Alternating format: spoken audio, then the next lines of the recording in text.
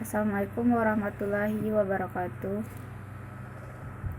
Baiklah, saya akan menjelaskan materi akuntansi manajerial. Kami dari kelompok 7 dengan anggota saya sendiri Mira Sartika, Monika Pertiwi, Muhammad Fadli Gusmino. Poin yang akan dijelaskan yaitu yang pertama, tingkat keterlibatan dalam perdagangan internasional. Kedua, impor dan ekspor.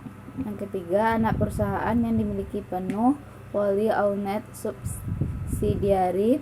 Yang keempat, joint venture. Yang kelima, pertukaran mata uang asing. Yang keenam, hedging. Dan yang ketujuh, etika dalam lingkungan bisnis internasional. Materi yang pertama, tingkat keterlibatan dalam perdagangan internasional. Perusahaan multinasional atau multinational company (EMC) adalah perusahaan yang menjalankan bisnis di banyak negara, di mana tingkat kemakmuran dan pertumbuhan bergantung pada lebih dari satu negara.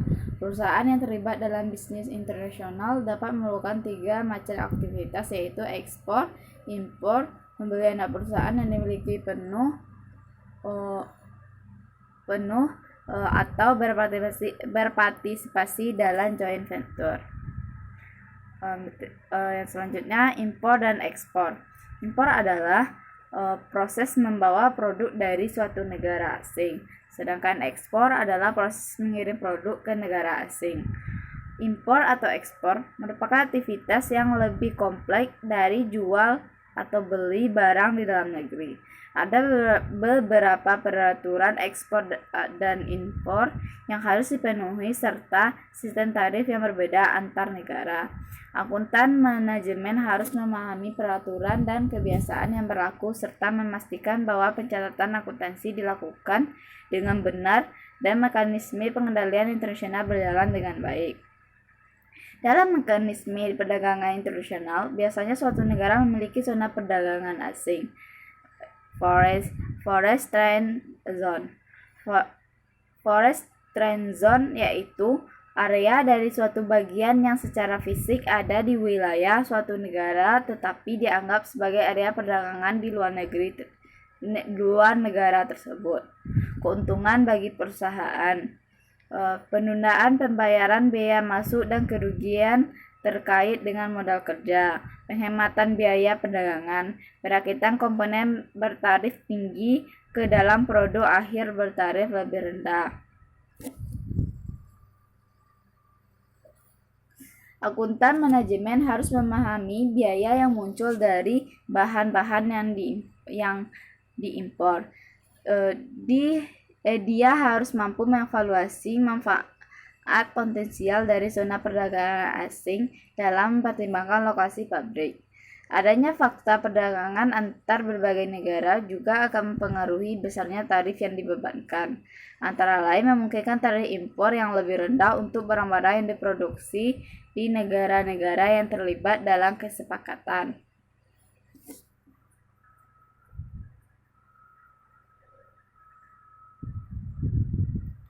Selanjutnya, anak perusahaan yang dimiliki penuh, wholly owned subsidiary.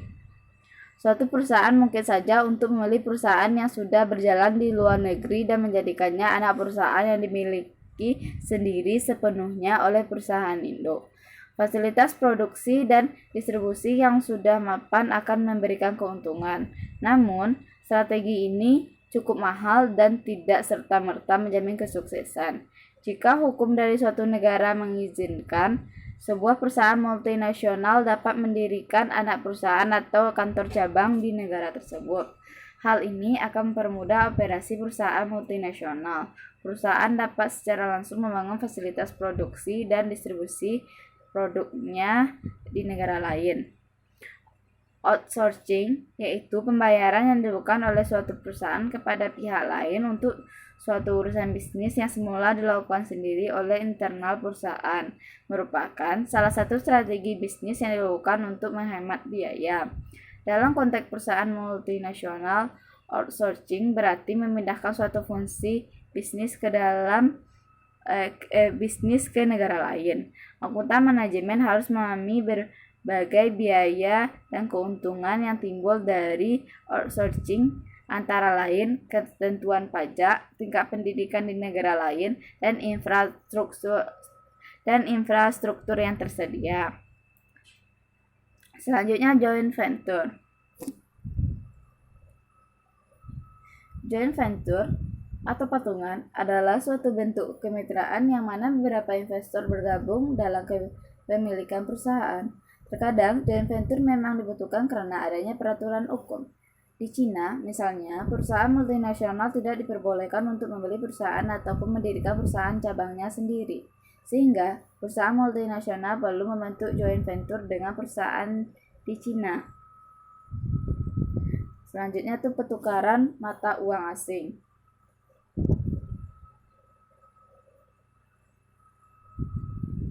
Pada saat perusahaan beroperasi di lingkungan bisnis internasional digunakan mata uang asing.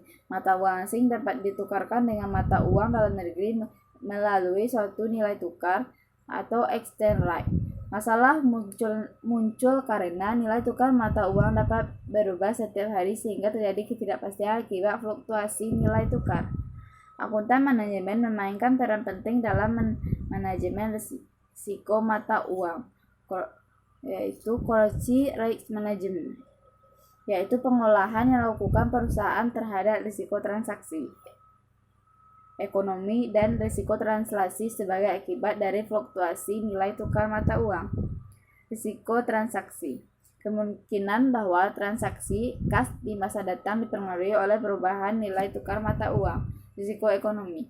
Kemungkinan bahwa nilai sekarang dari arus kas di masa datang dipengaruhi oleh perubahan nilai tukar mata uang. Risiko transaksi atau akuntansi. Satu tingkat di mana laporan keuangan perusahaan dipengaruhi oleh perubahan nilai tukar mata uang. Perdagangan mata uang dilakukan dengan menggunakan spot rate, yaitu nilai tukar suatu mata uang yang terdapat terhadap mata uang lainnya dalam satu kurun waktu singkat satu hari. Jika mata uang suatu negara menguat terhadap mata uang negara lain, hal itu disebut apresiasi. Sebaliknya, depresiasi terjadi jika mata uang suatu negara relatif melemah dibandingkan mata uang negara lain. Apresiasi mata uang akan menimbulkan keuntungan nilai tukar exchange gain, sedangkan depresiasi akan menimbulkan kerugian nilai tukar exchange loss. Selanjutnya tuh hedging. Salah satu cara mengamankan pertukaran mata uang asing dari keuntungan suatu atau kerugian adalah melalui hedging, lindung nilai. Biasanya, suatu forward exchange contract dilakukan sebagai hedge. Forward contract meminta pembeli untuk menukarkan sejumlah tertentu mata uang pada nilai tukar tertentu forward rate pada suatu waktu tanggal tertentu di masa yang akan datang. Tentu saja, hedging dapat juga dilakukan dengan menyepakati pertukaran suatu mata uang dengan mata uang lainnya pada waktu tertentu di masa yang akan datang. Perusahaan dapat menjamin semua atau sebagian saja dari transaksinya. Hedging juga dapat digunakan sebagai alat untuk mengelola risiko ekonomi. Risiko ekonomi ini dapat mempengaruhi kemampuan persaingan relatif dari perusahaan, bahkan sekalipun perusahaan tersebut tidak pernah berpartisipasi secara langsung dalam perdagangan internasional. Akuntan manajemen harus memahami posisi perusahaan dalam perekonomian global. Akuntan menyediakan struktur keuangan dan komunikasi berbagai perusahaan.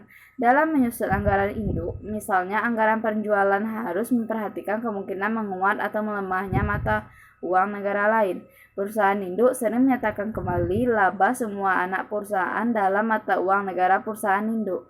Hal ini dapat menimbulkan laba atau rugi akibat penilaian kembali mata uang asing yang dapat mempengaruhi laporan keuangan anak perusahaan dan perhitungan ROI dan EVA yang terkait.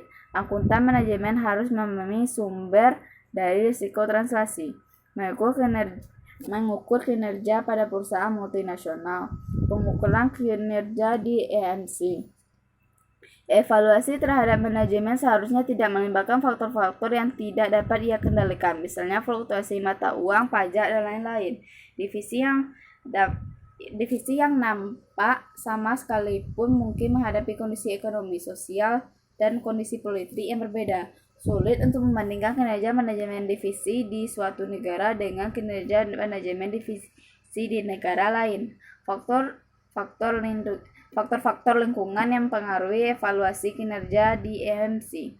Yang pertama, hukum dan politik yang meliputi kualitas, efisiensi, dan efektivitas struktur hukum, pengaruh politik pertahanan, pengaruh kebijakan asing, tingkat kesadaran politik, dan tingkat kontrol pemerintah terhadap bisnis. Selanjutnya, ekonomi, meliputi pengaturan sistem perbankan sentral, stabilitas ekonomi, keberadaan pasar modal, dan batasan mata uang. Sosial, meliputi sikap sosial terhadap industri dan bisnis, sikap kultural terhadap kekuasaan dan bawahan, sikap kultural terhadap produktivitas dan etika kerja, serta sosial terhadap keuntungan material, keragaman budaya, dan ras. Pendidikan, meliputi tingkat bebas buta huruf, tingkat pendidikan formal dan pelatihan, tingkat pelatihan teknis, tingkat kualitas pengembangan manajemen.